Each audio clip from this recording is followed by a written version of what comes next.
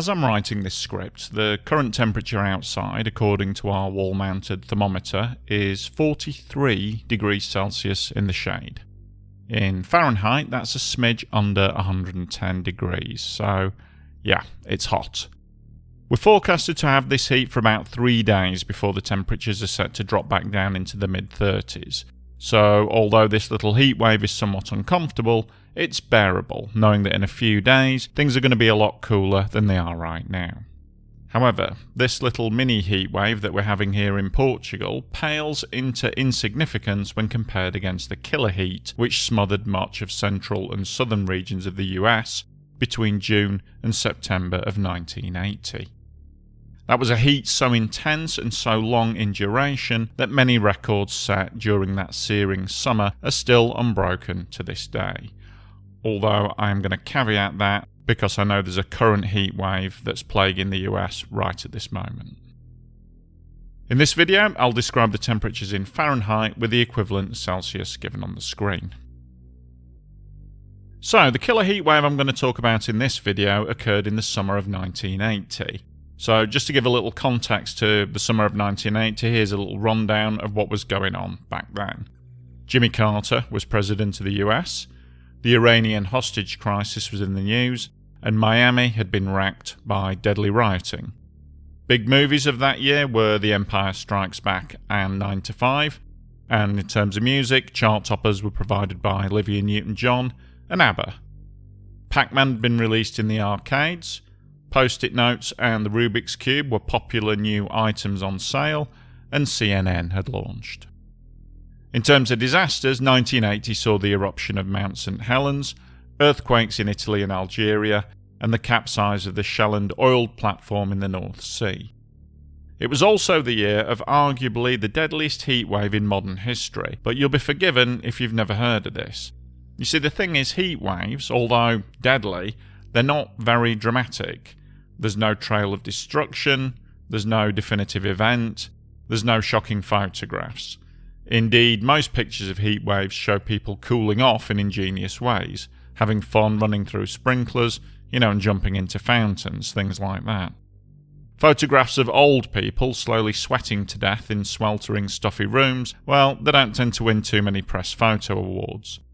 And so, once the heat wave ends, they tend to be soon forgotten. In the realm of natural disasters, heat waves are what you might call the silent killers. So, during the first week of June, a massive ridge of atmospheric high pressure began to build above the Gulf of Mexico, and it gradually increased in size, spreading northwards across southern and central parts of the US. Now, along with the high pressure came high temperatures. In the southern states, daytime temperatures began creeping up into the mid-90s. Now, at first, people just took the heat in this stride. There's nothing unusual about hot summer temperatures. After all, you're talking about states like Texas, where they're no stranger to summer heat waves. However, this heat just carried on building, day after day, night after night, and with no apparent relief in sight, the hot weather began to dominate the evening news programs and the local newspapers. Towards the end of June, daytime temperature records began to be broken. On June the 26th, Fort Worth recorded 113 degrees.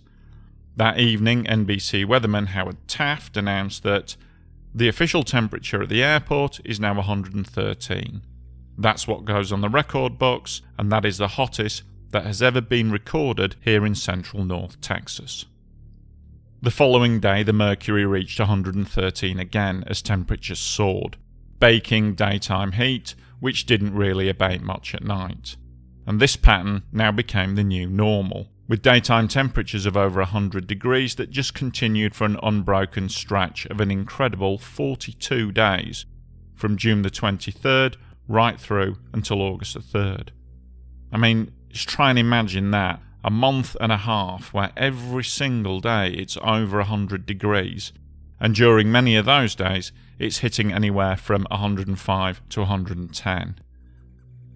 Even as far north as Detroit, daytime temperatures were reaching 107 in the shade, and this heat, it just went on and on and on.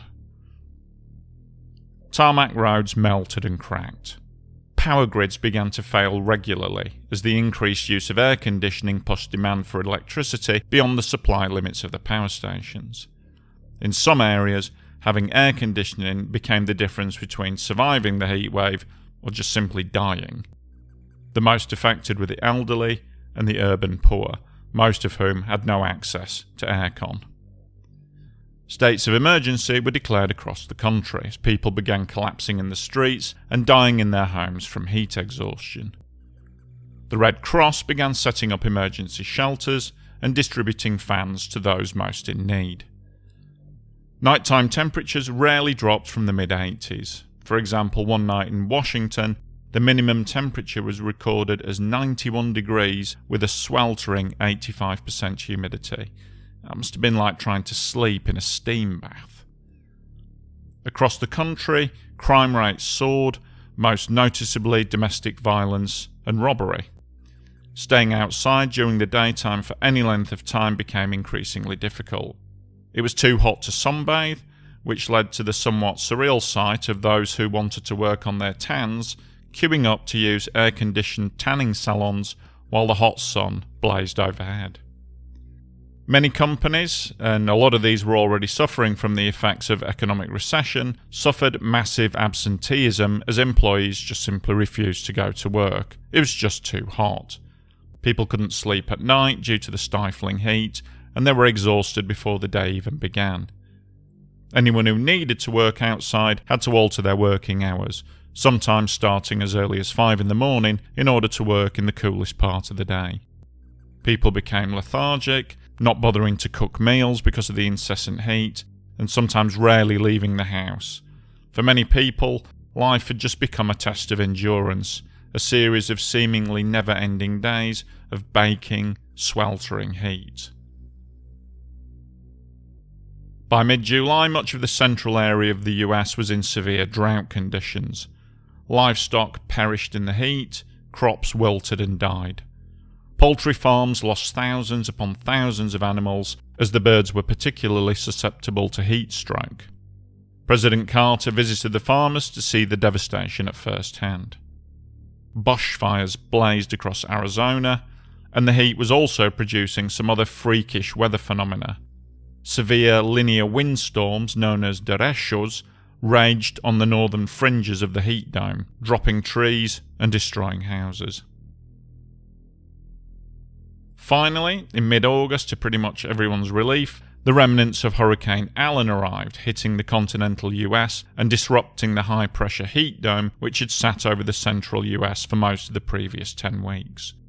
The storm brought much-needed respite from the heat in the form of cooler temperatures and torrential rain. High temperatures did return again in late August, but the incessant streak of the heat wave had finally been broken, and life started to return to normal. People even began wearing the "I survived the 1980 Texas heatwave" t-shirts. So just what were the effects of the 1980 heatwave, and how does one quantify the damage that it caused? Well, in terms of lost revenue, it's estimated that the extensive drought and lost work days brought an economic cost of around $20 billion. In today's money, that's an incredible $77 billion in lost revenue, which could be directly attributed to the heatwave. In human terms, the official death toll from the 1980 heatwave is listed by the National Centers for Environmental Info as 1,260. But it also notes that if indirect causes of death from heat-induced stress are taken into account, the actual death toll is more likely to be around 10,000.